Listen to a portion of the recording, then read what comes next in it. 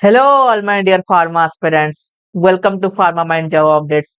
तो आज के इस जॉब अपडेट में हम बात करेंगे all India institute of Ayurveda की ओर से आई हुई फार्मासिस्ट की वैकेंसी के बारे में। तो जैसे कि आप यहाँ पर देख सकते हैं इंटरफेस पर सेकेंड नंबर पर applications are invited for the recruitment of man power purely on outsource basis for deployment in office of all India institute of Ayurveda New Delhi. Okay, तो इसका जो ऑफिशियल नोटिफिकेशन है मैंने ऑलरेडी डाउनलोड करके रखा हुआ है। तो चलिए देखते हैं क्या कुछ फार्मासिस्ट का वैकेंसी रहने वाला है। ओके, तो यहाँ पर आप देख सकते हैं डिफरेंट डिफरेंट पोस्ट के लिए डिफरेंट डिफरेंट वैकेंसी और पे स्केल भी दिया गया है। तो चलिए देखते हैं हमारा फार्मासिस्ट का क्या कुछ है। तो जैसे कि आप यहाँ पर नीचे स्क्रॉल डाउन करेंगे 15th नंबर पर देखिए फार्मास्यूटिकल केमिस्ट का जॉब दिया गया है, जहां पर कि एक वैकेंसी रहने वाला है। और ये वाला वैकेंसी बैचलर के लिए नहीं, masters in pharmaceutical, M pharm in Ayurveda, medicinal chemistry, phytopharmaceuticals eligible है। उसके साथ ही साथ एमएससी के फाइटोकेमिस्ट्री और organic chemistry, chemistry, pharmaceutical chemistry के बच्चे भी यहाँ पर एलिजिबल है। ठीक है, तो इसका जो पे स्केल रहने वाला है इसका जो पे स्केल रहने वाला है दैट इज 59,690 रुपीज। और एज लिमिट की अगर मैं बात करूं दैट इज 18 टू 40 ईयर्स इसका एज लिमिट रहने वाला है। Next pharmacy manager. So pharmacy manager में जो पोस्ट दिया गया है एक वैकेंसी रहने वाला है। यहाँ पर बी फार्मा एलोपैथी और बी फार्मा आयुर्वेदिक दोनों ही बच्चे एलिजिबल है। उसके साथ ही साथ आपका 5 ईयर्स ऑफ इंडस्ट्रियल एक्सपीरियंस यहाँ पर मांग रहा है।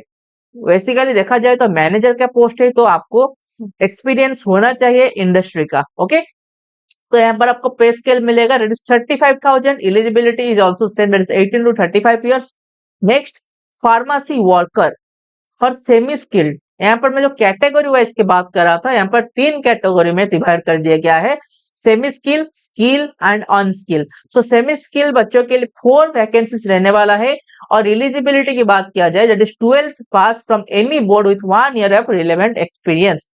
ओके, 12th पास होना चाहिए। उसके साथ ही साथ हॉस्पिटल में इसने काम करना मतलब 1 ईयर का एक्सपीरियंस होना चाहिए हॉस्पिटल का, सीधी सी बात है।